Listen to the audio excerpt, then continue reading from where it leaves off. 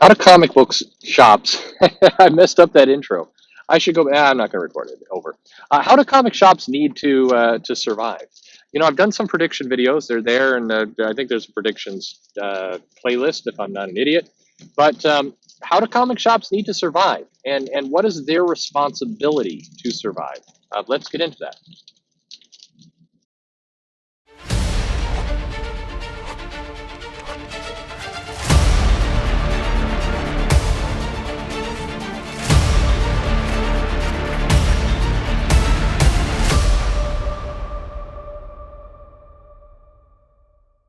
Hey everybody, this is Perch. The topic comes up from time to time about comic books, their relative responsibility and position in the marketplace, and kind of where they fit. Bit of rain kind of is now catching up a little bit, so maybe you can hear that lovely Seattle rain. It's always very nice.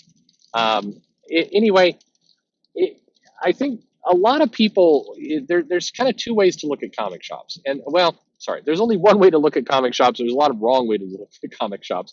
The right way to look at comic shops is that it's a business. It's a retail store that sells a product, and if it sells enough of it, it gets to stay alive, and if it doesn't, it gets to close. And that's really all there is to it. Comic shops are, if they're smart, if the owner is not out of their minds, they are constantly figuring out how to maximize their profit. And regardless of what else is happening in the world, every shop, and I just specifically said shop now, not comic shop.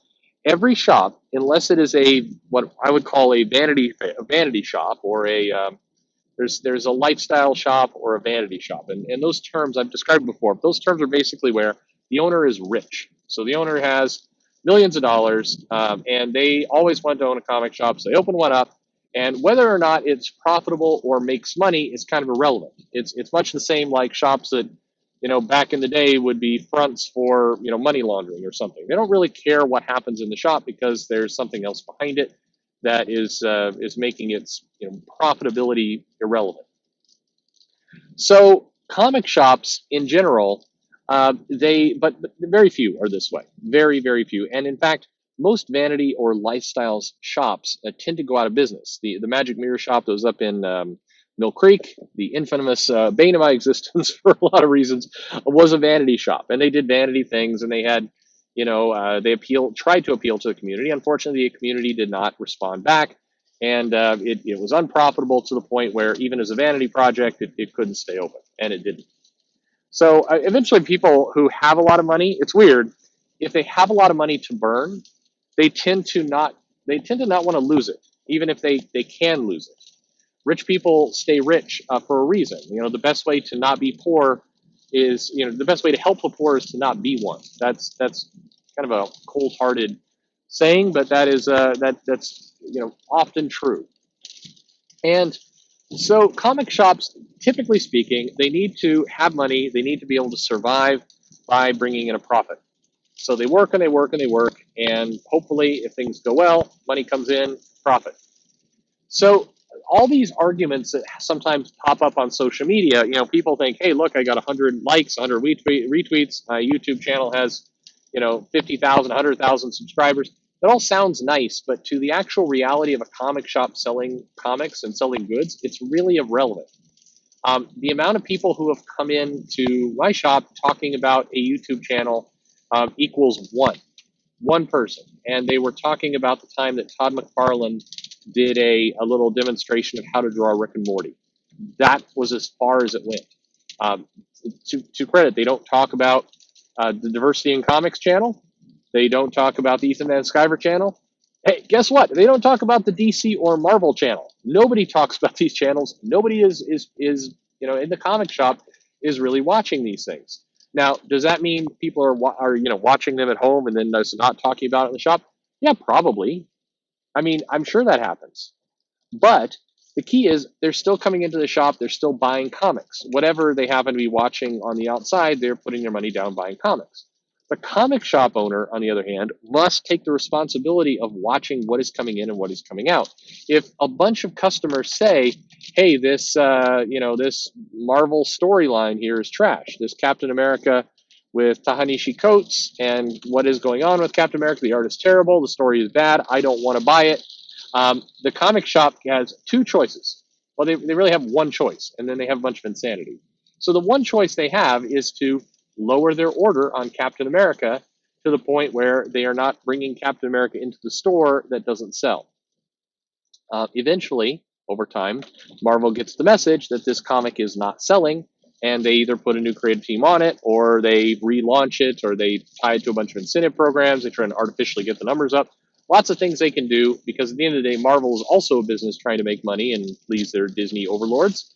So at the end of the day, it's all money. It often doesn't happen as fast as people would like, which is true. I wish things were more instant. But generally speaking, comic shops, if something's not selling, they will order less of it, and they will carry less of it, and they'll keep ordering less and less and less until finally it equals out. Until finally the amount of comics coming into the shop equals the amount of comics going out of the shop. That's what the comic shop's responsibility is. Now, is it so that some comic shops, some owners get all excited because they're like, oh, hey, this writer for this comic is an activist, and I agree with Antifa. So this writer is also a member of Antifa. So I'm going to order 100 copies.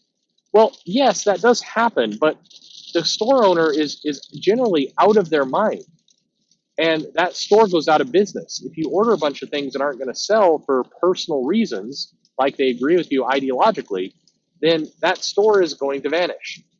The comics are not going to sell. It's a problem that pretty much takes care of itself. So what responsibility does the comic shop have to, the greater comics community? To stay open. That is their responsibility. And if they want to stay open, they have to have product that sells. And if the product coming in the door doesn't sell, they need to find other product that will sell, or they go out of business. It's pretty black and white. It doesn't get much simpler than that.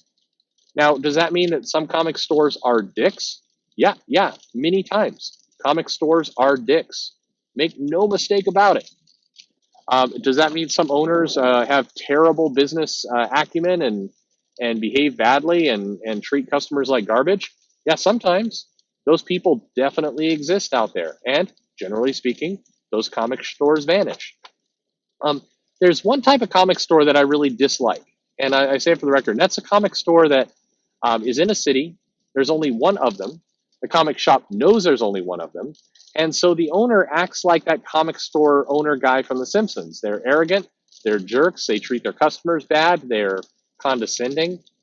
Those people exist. And it's typically speaking, it's a place where there's only one comic shop in the market. Comic shop knows it. Or maybe the comic store is just slowly bleeding out cash and they don't really care about drawing in new customers. So, the behavior is terrible. Does that person exist? Yes. Should that comic company or should that store go out of business? I mean, yes. I'm not going to sit here and wish bankruptcy or out of business on anyone, but I am going to sit here and defend the free market. And the free market says if you treat your customers bad and you don't sell things, then you go out of business. That's the free market. What I hate in this situation is when the comic store is the only one in the area. The guy's a jerk, and the customers feel trapped by that store. That's where I wish that, and I have in the past. I've gone to other places, and I've had friends who say, my comic store is terrible. And I've said, well, here, cool. Here's my address. Send me your money. I'll send you your comics. Or here's Mile High, or here's somebody. Let's get you your comics somewhere else, because I don't believe that you should give your money to something you dislike, whether it's a comic book you dislike or whether it's a shop you dislike. Let's say that you love Captain America as a character, but you hate the current comic, and every time you buy it, you feel like you're throwing your money away. Well, then, I don't want you to do that. If I'm the store, I want your money, absolutely, but I don't want you giving giving me your money out of guilt. I don't want you saying I've got to buy Captain America because if I don't, the store will go under. Crap! I'd rather go under than have a bunch of customers who hate giving me their money. I don't want to be in that business. And most comic stores, knock on wood, feel the same. Nobody wants to be in a hostage business.